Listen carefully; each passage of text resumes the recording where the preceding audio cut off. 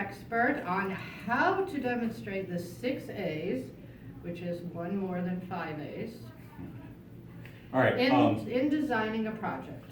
and I'm going to talk about a specific project that I've done Okay, and how it relates to the 6 A's. and you set it up with 6 A's and you have used it? I have used it, and I've set most of them up. I always look at it when we're setting them up, and we'll talk about each individual one. Great, thank you. The project is called How to Find the Measure of Things We Can't Reach. The first thing we look at is how authentic the project is.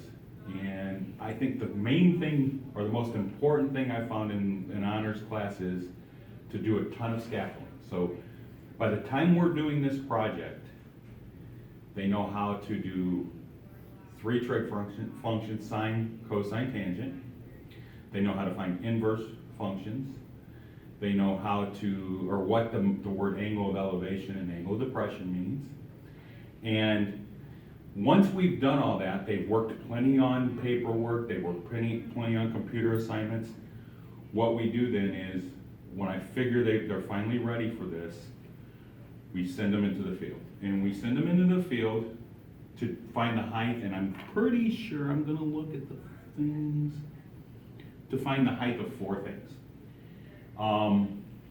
The flagpole out front,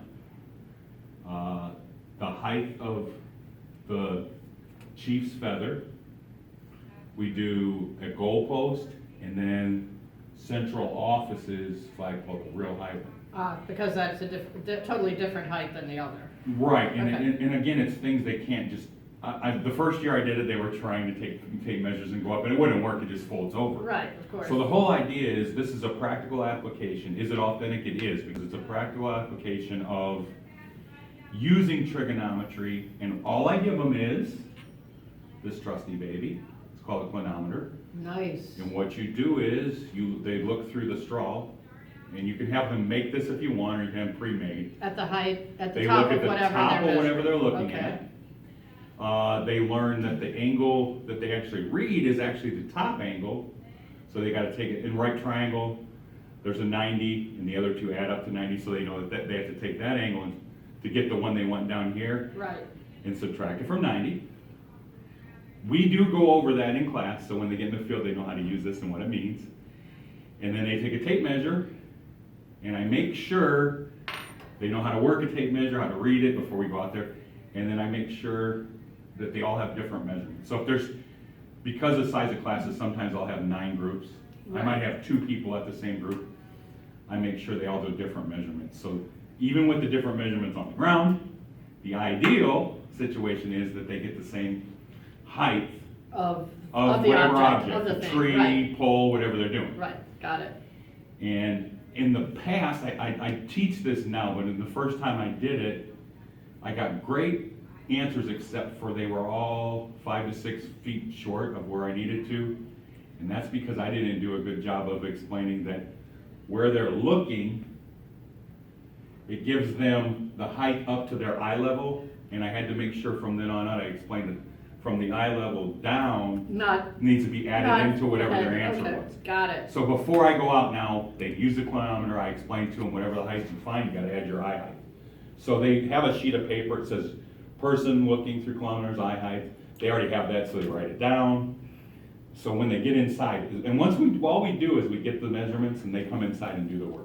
Okay, so let me ask you this. So the problem or question is very clear. How high are these things? Exactly. So then by scaffolding, you make sure they have the background information and the skills to actually perform this. Absolutely. Task? Absolutely. And And I would say that the rigor part of it is very much there, because now they're synthesizing things.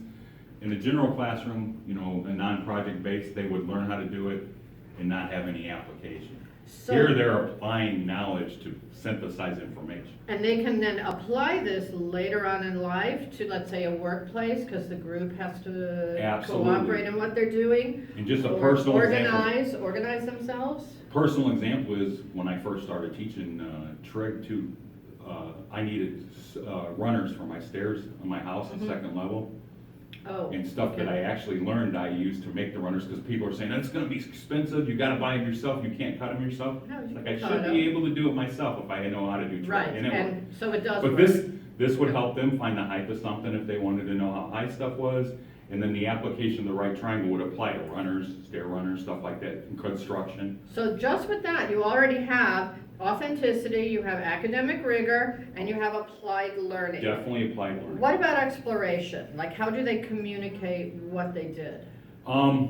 Eventually, what they're gonna do is, of course, they gotta communicate out in the field, but eventually, everybody presents their material Aha, in their groups. okay.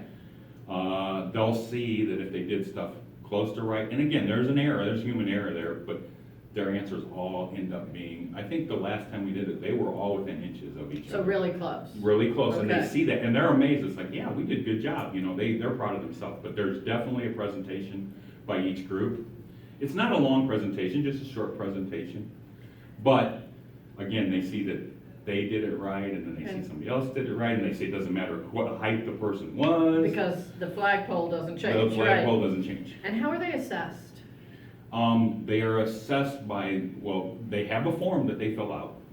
They are assessed on the work they did in the field, we just make sure that's right. Right, They're assessed on the presentation, and we don't let one person do all the talking, you know, they all have to present they something. have to say something, right? Yes, so they all do a presentation of sense, they all did the field work in sense, so that it's very useful as far as that goes. They really all present something, and so they're assessed on multiple things. Not only work, because there's, you know, as a teacher, there's certain kids that want to do the work, but they don't want to But do they the don't talking. want to, they don't want to. There's other kids that want to do the talking but don't want to do any work. They all have to do something. Great. So now we have 5 of the 6 A's, but the last one, the adult relationships, I know I always have trouble with. That is, So how do you handle that in this project or others? and you guys are gonna get a chance to look at the rubric in a little bit here, but the thing about the rubric is when you look at that, it didn't meet, what's the second thing? It's, Exemplary, acceptable, exemplary, Yeah, et cetera, right. it's, what, the first one didn't meet, and then what is the second one? We have acceptable and exemplary for 6 A's. Right. For the this is to assess the So, project. And not one the is student. not acceptable, exemplar, or meets acceptable, and what I always end up is at best acceptable.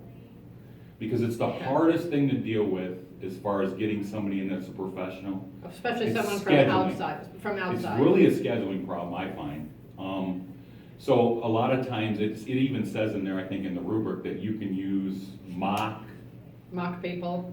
people. Well, the mock people will be me and my partner, and we'll sort of make sure and ask the questions, the harder questions, and is this reasonable to use?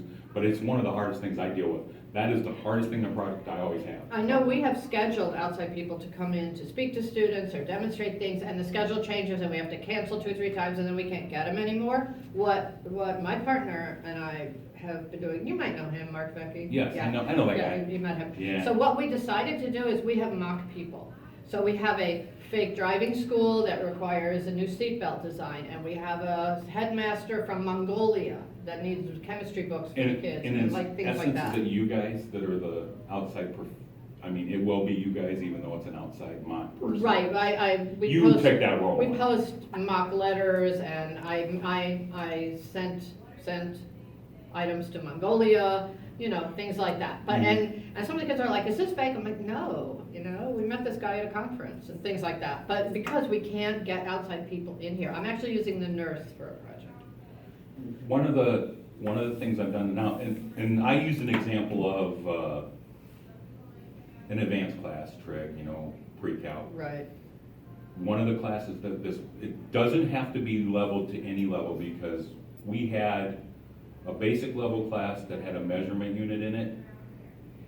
And Mr. Posevec and myself, we sent kids out, we taught them how to work with eighth, quarter, half, and okay, inches. So we took it to an eighth for accuracy, and we figured we did that based on construction. If they get stuff to an eighth, they're probably gonna be okay in a construction Right. site.